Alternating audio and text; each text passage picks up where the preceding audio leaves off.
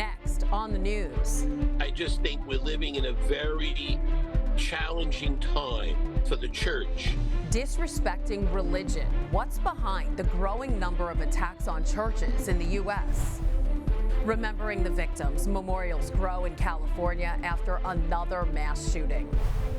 Risking their lives for others, the harrowing tale of Frontline crews rescuing people in Ukraine. And relighting a beacon of hope at the Cathedral Basilica of St. James. I'm Christine Persichetti. Current News starts right now.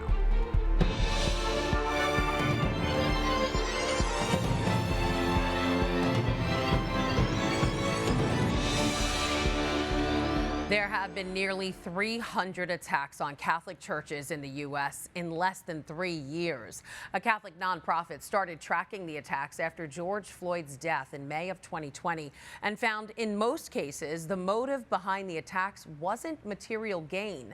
Many say it's disrespect toward religion. I think there's a real anti-religion attitude out there.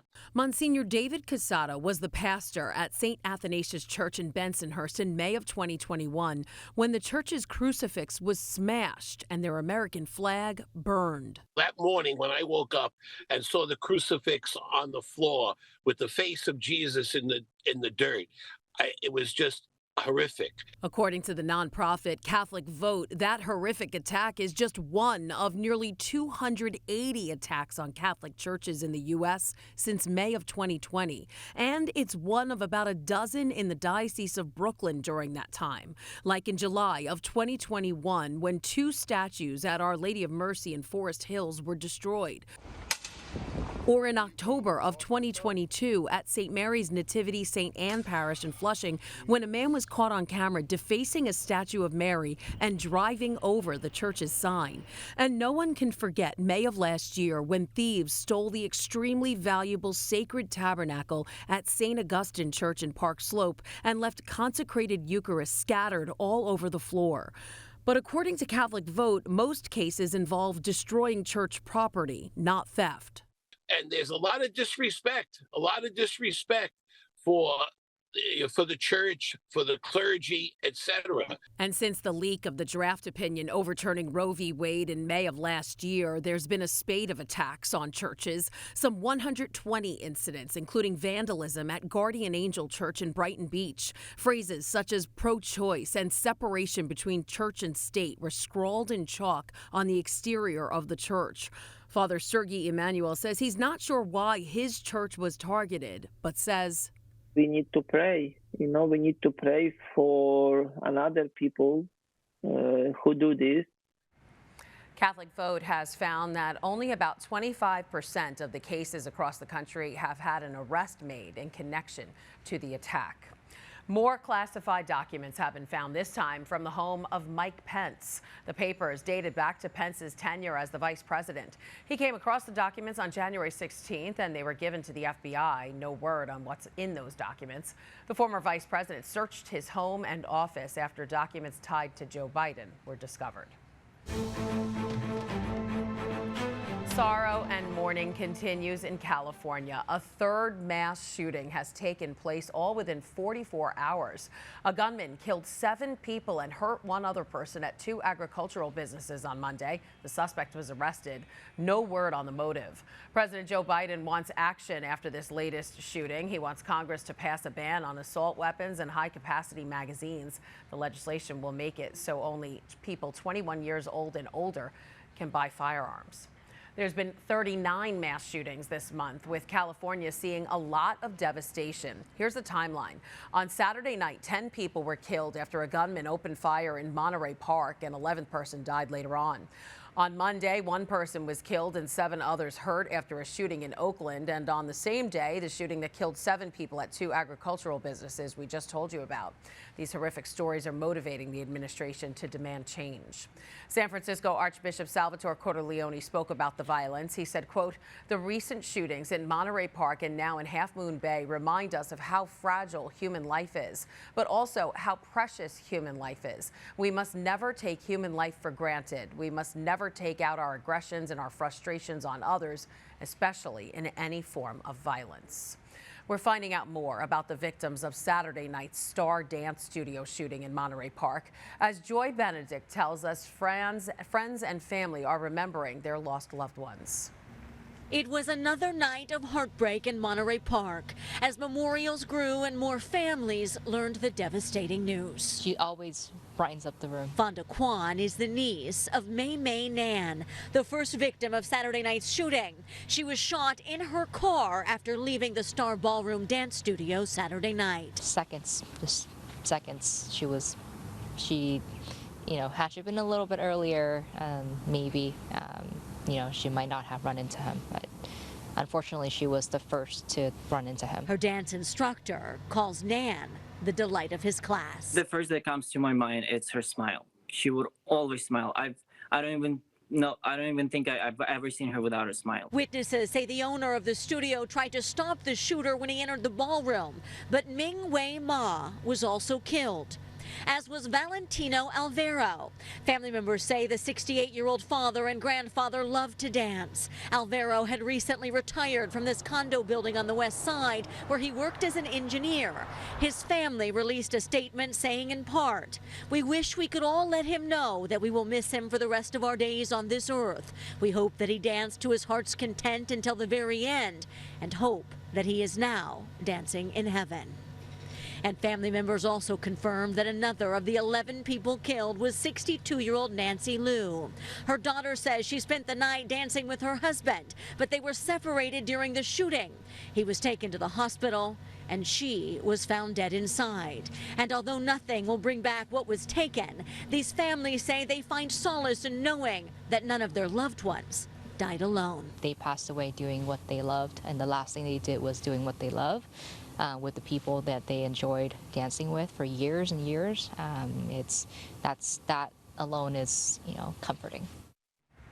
That was Joy Benedict reporting. No word yet on services for the victims. After decades of being out of order, a beacon is back. Currents News' Jessica Easthope shows us the tower at the Cathedral Basilica of St. James is once again drawing people in. I always turn on my kitchen light. This is Isabel Navarro's nightly routine. And I look. She looks out her kitchen window, not at the sunset, It's the beautiful St. James Tower lit up. but at her church. There's a light in the tower of the Cathedral Basilica of St. James. Beautiful looking. Isabel works there as a secretary and has been a parishioner there for nearly 50 years and has never seen it lit until now. It's been so many years when I've ever seen this light. St. James is a beam right here in Brooklyn. The cathedral is once again a beacon, but a few months ago, the Mother Church of Brooklyn was lacking a bit of splendor. There were no lights on any of the buildings, except for 2 lights in the front. The 2 lights there made it look like a police precinct. That's when I realized, we gotta do something about this. As rector pastor of St. James, Father Brian Patterson has repaired parts of the 200-year-old church himself. But this wasn't as simple as flipping a switch. Yeah, this is the switch. The fixtures were burnt out and the circuit breaker was broken. And then there was the issue of getting up there. To go up into the tower was like scary business. Yep, another floor to go to the heights of the heights. After months of trying to illuminate the oldest church on Long Island, an electrical company came and got the job done. And now every night at 5 p.m., when Isabel looks out her window, she's reminded, with God, anything is possible. Maybe that thought in your head or something was bothering you, you look at the light and you say, it's like an inspiration. Now there's hope the light will bring others closer to faith. There's lots of people, and I believe that many of them are Catholic, but they haven't come to church. And so maybe that light will say, oh, look what's here. It's a beacon of the light of God that all of us, sinners, lost, can come to Jesus and be converted. The light is an invitation to come inside the Cathedral Basilica of St. James and find a home in God. In downtown Brooklyn, Jessica Easthope, Currents News. Christmas may be behind us, but students at St. Athanasius Catholic Academy made a special donation of decorations, all for a good cause. Fifth graders at the Brooklyn School made mini snowmen for the pediatric emergency room at Maimonides Hospital. The Borough Park Medical Center has a long history of giving back using decorations. Last year, their Celebration of Light event gave more than 3 dozen churches across Brooklyn and Queens money to help spread Christmas cheer. Maybe now their snowmen will help spread joy to those little kids who need it. That's awesome. There's a lot more news headed your way. Putting themselves in harm's way, the medics helping Ukrainians on the front line of war. 50 years of Catholic journalism. Ed Wilkinson shows us how the Brooklyn Diocese has evolved during his career. And a different kind of discovery in Egypt. He spent most of his life entrenched in the world of Catholic journalism, covering every major church story in Brooklyn and Queens over the course of 50 years. And now it's all in one book called Chasing Church News. The author and editor emeritus of the tablet newspaper, Ed Wilkinson, joins us now to tell us all about it. Hey, Ed. Hey, good to be with you, Christy. It's great to have you here. So tell us, how did you come up with the idea to write a book? Well, I had all of these photos, you know, and I had them cataloged, and I wasn't sure where all the negatives were, but I said, there's a real story here in all these pictures. And every year I would put a picture or two aside. I said, that's a good picture, I'd save it, you know. So I had a file of some good photos, and I said, and people kept saying to me, oh, you should write a book, 50 years, you should write a book. And I said, I'm not sure I could tell some of the stories that I really want to tell, you know, but I said pictures are different, you know, so I put together this photo book collection. There are pictures in here for every year that I was the editor, except one, I think. There was one folder. One year I couldn't find that box of pictures. I couldn't find that box of pictures. Well, that's amazing. It's almost like you kind of knew putting away a picture every year, but you said that you've taken hundreds of thousands of pictures. So how did you choose? Well, you know, there were some that just struck me. I like it. I took a picture and said, I like that picture. Okay. You know, like there's a picture of a little kid drinking out of a hydrant in a street in Williamsburg. And I took that in the 1970s, and I just always liked it. I made a copy for myself. I framed it, kept it on my wall at home, you know. And there are things like that that some of my favorite pictures. So I would put them aside, historic pictures. Yeah. You know, when I saw Mother Teresa or when I saw the Pope, you know, you put them aside. And gradually that became the basis of the book. And so you probably have so many others that you haven't used. Maybe there'd be a sequel, another book. Yeah, you can write another one. I'm waiting for it. All right, tell us, what was the biggest challenge in writing the book? How long did it take?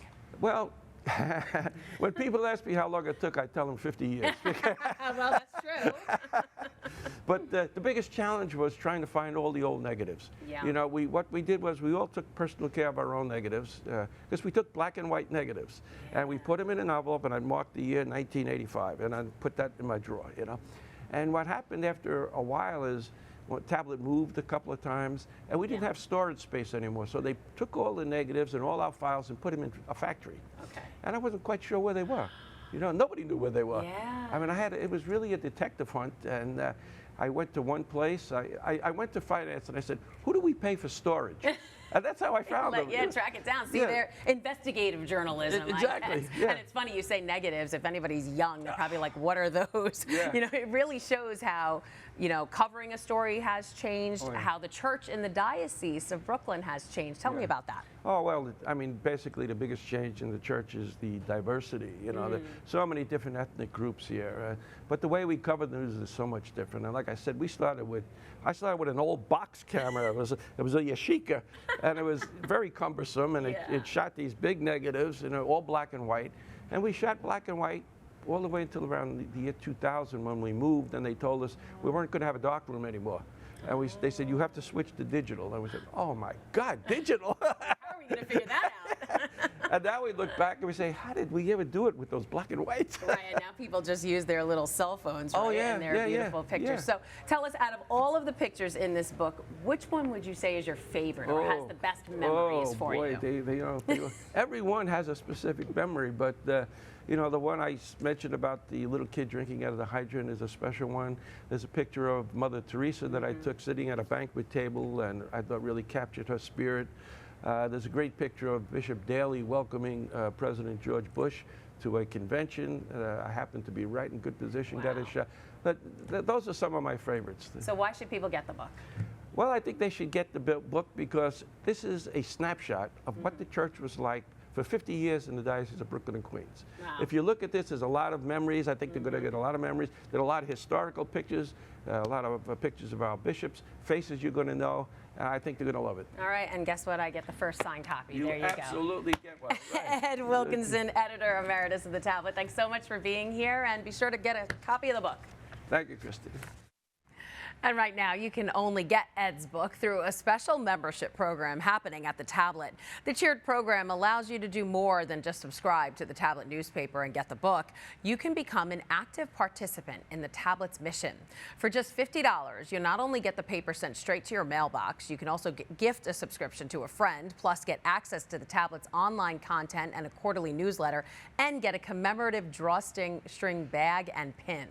But that's just the tip of the iceberg. For $100, you'll become a sponsor, getting everything we just mentioned, plus a Tablet baseball cap, and be a part of the recognition listing on the paper's website.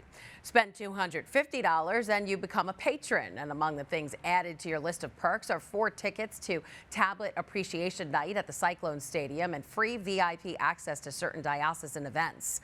For $500, you will become a benefactor of the Tablet, and you'll also get a signed copy of Ed's book and an invitation to the annual Catholic Communications Mass and Reception. And for a whopping $1,000, you will become a founder, where you will get an invitation to the annual Editors Roundtable reception. To see the full list of membership levels and the benefits of each, just go to thetablet.org/become-a-member. And a note for all you current Tablet subscribers, you can upgrade your subscription to get any of these memberships if you want to. The kickoff for Ed's book signing tour will happen this Sunday, January 29th, at Our Lady of Angels Church in Bay Ridge, right after the 9 a.m. Mass. There will be 2 other signings later on Sunday, February 5th at St. Andrew the Apostle Church in Bay Ridge, and the other Sunday, February 12th at the Church of St. Mel in Flushing. And a special incentive for you to go, you can get Ed's book for the $250 membership tier. The Church of England is setting out new rules when it comes to same-sex marriages. It will not allow same-sex weddings to take place in church. On the flip side, it will let priests bless couples who are married in civil ceremonies. The Archbishop of Canterbury, Reverend Justin Welby, said the move will, quote, appear to go too far for some and not nearly far enough for others. A former top FBI agent who investigated Russian oligarchs has been arrested for secretly working with one. Charles McGonigal was in charge of the FBI's counterintelligence division in New York from 2016 to 2018. He's reportedly accused of working with a Soviet diplomat on behalf of another Russian billionaire, trying to lift his sanction in 2019 and taking money from him in 2021 to investigate a rival oligarch. McGonigal and the diplomat were both arrested on Saturday. On Monday, they pleaded not guilty and were released on bail. Meantime, Ukraine is dealing with its biggest government shakeup since the start of the war. The country's deputy defense minister has stepped down. He resigned after a scandal broke involving food purchased at inflated prices for the country's armed forces. The minister called these accusations unfounded and baseless. The National Anti-Corruption Bureau of Ukraine is investigating. Those armed forces, as well as citizens of Ukraine, need all the help they can get. Crews are putting themselves in danger to assist devastated communities. Ben Wiedemann reports. Eli Worth Jones is a long way from his hometown, Las Vegas, Nevada. A medic, he's delivering supplies to residents just a few hundred yards from Russian lines in Bakhmut. He does it because he can. I'm young, I'm trained for this. You know, this is what I do for a living. And there's a lot of people in need in here. And I don't like police very much, so I'm happy to be here, stand with the people that are being stepped on. Eli is with a group called Frontline Medics, and you can't get much more frontline than this. Fellow medic Kurt Eriksson from Norway explains how they work. We got a list with patients, but we don't really know what's wrong with them. So we don't have any idea before we see them and we do an assessment. Our interview cut short by an incoming Russian round. At a slightly safer distance from the fighting, they park their mobile clinic and treat who they can. Victoria Linek is doing the rounds, handing out food and water. Are you a little nervous with the situation here? Oh, look at me. You see nervous? No. Nerves of steel as the shelling goes on. Ben Wiedemann, Bakhmut. Ahead of Ash Wednesday, U.S. bishops are encouraging Catholics to help churches in Ukraine. The collection for the church in Central and Eastern Europe has been helping out Christians in the country since the war began. In just the first few months alone, the bishops expedited nearly 50 emergency grants to churches and Catholic organizations in Ukraine and neighboring countries. One of those organizations included Caritas Ukraine, which used the money to expand and improve its network of shelters. For more information on the collection and how to donate, just go to usccb.org/CCEE. Still to come on Currents News, a different kind of discovery in Egypt. What's behind the 2,000-year-old crocodiles researchers uncovered? Plus, stolen artifacts are on display for the first time in over 30 years. After being stolen 33 years ago, rare items are back at the Vatican Museum. A total of 10 items made up of chalices, reliquaries, plus a cross are on display.